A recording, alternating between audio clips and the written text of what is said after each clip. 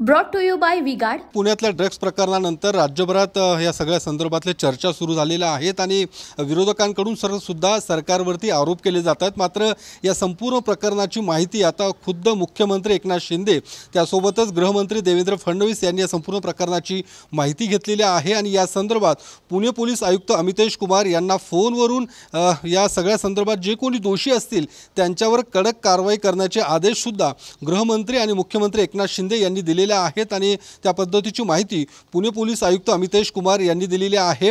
या संदर्भात आतापर्यंत पुणे पोलिसांमधील 4 कर्मचाऱ्यांचं निलंबन करण्यात आलेलं आहे, ज्यामध्ये एक पोलीस निरीक्षक, दुसरे सहाय्यक पोलीस निरीक्षक, त्यासोबतच 2 बीट मार्शल असं एकूण 4 जणांचं पुणे पोलिसातल्या या कर्मचाऱ्यांचं निलंबन झालेलं आहे।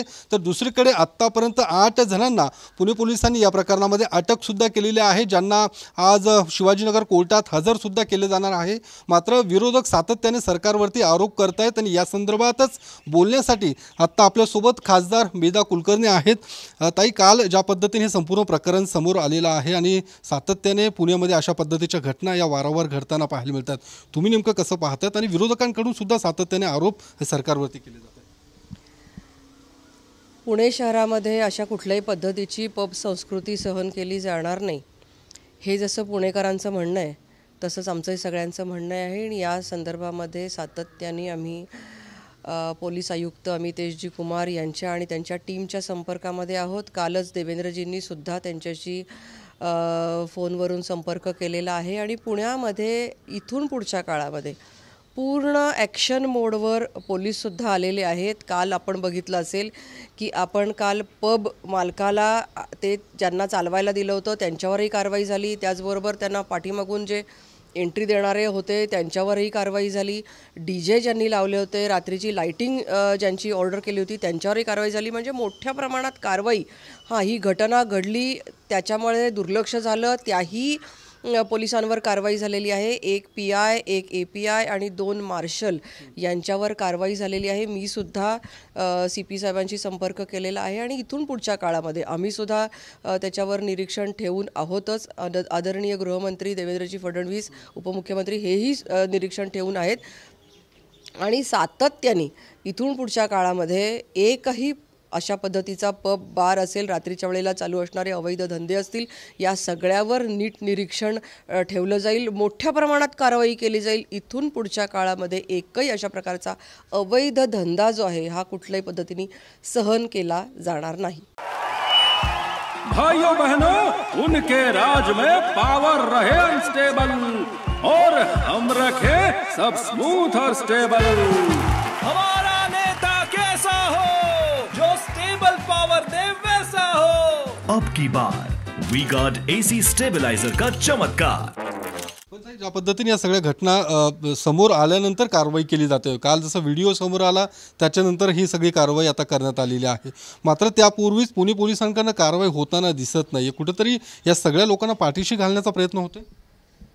गेली अनेक वर्ष अशा प्रकारचे काही छुपे धंदे चालू होते, तर त्याच्यामध्ये असं लक्षात आल्यानंतर म्हणजे आता हा जो कोरेगाव पार्कची ही घटना घडली, त्याच्यानंतर पुन्हा सातत्याने 2-3 घटना घडल्या, या सगळ्या घटनांमध्ये याला वाच्यता आता फोडली गेलेली आहे। मी सुद्धा स्वतः CP साहेबांशी सुद्धा भेटलेली आहे आणि पुणे महानगरपालिकेच्या आयुक्तांशी सुद्धा भेटलेली आहे की जिथे जिथे अशा प्रकारचे पब, बार आणि रूफटॉप हॉटेल्स चालू आहेत, अवैध पद्धतीने चालू आहेत आणि जिथे जिथे असं तरुणाईला वेगळं वळण लावण्याच्या, संस्कृती बिघडवण्याची कामगिरी होती, अशा सगळ्या ठिकाणी कारवाई करण्यासाठी पोलीस आणि महानगरपालिका यांनी ॲक्शन मोडवर आलं पाहिजे, हाच आमचा आग्रह आहे। आणि सुमोटो म्हणजे स्वतःहून कामगिरी करायची आहे, घटना घडण्यापूर्वी प्रतिबंध करायचा आहे। रात्रीच्या वेळेचं जे नाईट लाईफ सुरू झालेलं आहे, मध्यंतरीच्या काळामध्ये मी दोघांनाही भेटले आणि दोघांनाही स्वतंत्रपणे निवेदनं दिली की रात्रीच्या वेळेला धिंगाणा चालतो, पब बंद झाल्यानंतर पुन्हा रात्री जे स्टॉल धारक आहेत रस्त्यावर अशा प्रकारे अंडा बुर्जी विकणारे किंवा अन्य प्रकारे तिथेसुद्धा दारूची विक्री केली जाते, उघड पद्धतीने सिगरेटी ओढल्या जातात। हाईडआउट नावाचं एक आणखीन एक प्रकारे हुक्का पार्लर मी दाखवून दिलेलं आहे। तर अशा वेगवेगळ्या ठिकाणी जिथे जिथे आम्हाला सुद्धा लक्षात येतात आम्ही पोलिसांच्या कानावर घालतोय आणि हे हयगयच सहन केली जाणार नाही। पोलिसांना सुद्धा या ठिकाणी आम्ही सांगू इच्छितो, तुमच्या माध्यमातून आम्ही भेटूनही सांगितलेलं आहे की ॲक्शन मोडवर या। उनका बैकअप सिर्फ कल तक और हमारा चांद तक। हमारा नेता कैसा हो जो नॉन स्टॉप बैकअप दे वैसा हो। अब की बार वी गॉट इन्वर्टर बैटरी का चमत्कार। ॲक्शन मोडवरती या, मात्र दुसरीकडे विरोधकांकडून या सगळ्या प्रकरणानंतर आता सरकारवरती टीका केली जाते। सुषमा अंधारे असू दे किंवा रवींद्र धंगेकर असू दे, यांनी थेट गृहमंत्र्यांचा राजीनामा ते मागतात। ज्यांच्या काळामध्ये गृहमंत्री स्वतः जेलमध्ये गेले त्यांना हे सांगण्याचा काय अधिकार आहे? महाविकास आघाडीच्या काळामध्ये स्वतः गृहमंत्र्यांना जेलमध्ये जावं लागलं, यासारखी महाराष्ट्राची दुसरी नामुष्की नसेल।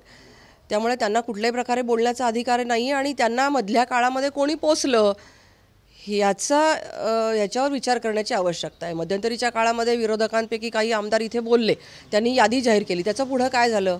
मग पुढे त्यांचे आवाज का बंद झाले? त्यांनी यादी जाहीर केली ना, हप्ता अमुक एक लोक घेतात, ही यादी बघा, कागद फडकावले, एक महिला नेत्या त्याच्यामध्ये होत्या, मग त्याचं पुढे काय झालं? आता ते त्याच्यावर का बोलत नाही? त्या यादीचं पुढे काय झालं? यांचं सुद्धा कुठेतरी या सगळ्या लोकांची साठलोट आहे असं कुठे आरोप करणार नाही। पोलिसांनी त्याचा तपास करावा। पोलिसांनी, मी 2 प्रकारचे प्रश्न उपस्थित करते आणि मागणी करते की एक तर पोलिसांनी ही जी यादी जाहीर केली होती ती यादी जर खरी असेल तर त्या अधिकाऱ्यांबद्दल, मग ते एक्साईजचे अधिकारी असू देत, पोलीस अधिकारी असू देत, त्यांच्यावर तरी कारवाई करावी। आणि अधिकारी जर निर्दोष असतील आणि विनाकारण त्याच्यामध्ये यादी जाहीर केली असेल तर ज्यांनी आरोप केले त्यांच्यावर कारवाई करावी। माझा हा प्रश्न आहे की आरोप केले जातात, त्याचं पुढे काहीच होत नाही, जनतेला ते कळत नाही, मग तो काय स्टंट असतो का? सरकारला बदनाम करण्यासाठी किंवा स्थानिक यांना नेतृत्वाला बदनाम करण्यासाठी अशा पद्धतीचे आरोप होते। मी त्यांच्यावरही आरोप करणार नाही। मी असं सांगते की सामूहिकरित्या प्रयत्न करून आपण एकत्रितपणे पुणे शहराची जी संस्कृती आहे, एकंदरीतच महाराष्ट्राची संस्कृती जी आहे ती जपली पाहिजे। पुणे शहरामध्ये कुठल्याही पद्धतीने पब आणि बार, पुणे हे महाराष्ट्राची सांस्कृतिक राजधानी असं आपण म्हणतो, जिथे सांस्कृतिक कार्यक्रमांची, वैचारिक कार्यक्रमांची रेलचेल असते, देवाणघेवाण असते, तर अशा ठिकाणी हे होऊन दिलं जाणार नाही। यासाठी आपण एकत्र येऊया आणि जिथे जिथे अशा प्रकारे मला जाणवतं मी सांगते, तसं तुम्हाला जाणवतं तुम्ही सांगा, आपण कारवाईसाठी एकत्रित येऊया। कुठल्याही प्रकारे आम्ही वेगळी भूमिका घेणार नाही आणि तुम्ही वेगळी भूमिका घेऊ नका। धन्यवाद ताई। तर या सगळ्या संदर्भात पोलिसांनी सुद्धा आता ॲक्शन मोडवरती यावं अशा पद्धतीच्या सूचना या दिलेल्या आहेत। आणि दुसरीकडे विरोधक जे काही सातत्याने राजकारण करतायत यावर सुद्धा खासदार मेधा कुलकर्णी यांनी आपली प्रतिक्रिया दिलेली आहे। कॅमेरामन सुशांत राऊतसह Yogesh Borse, TV9 Marathi, Pune. Brought to you by V-Guard.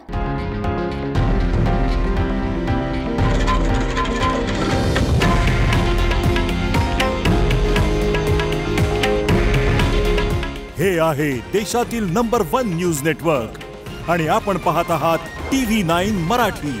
काळजी तुमची, हित महाराष्ट्राचं।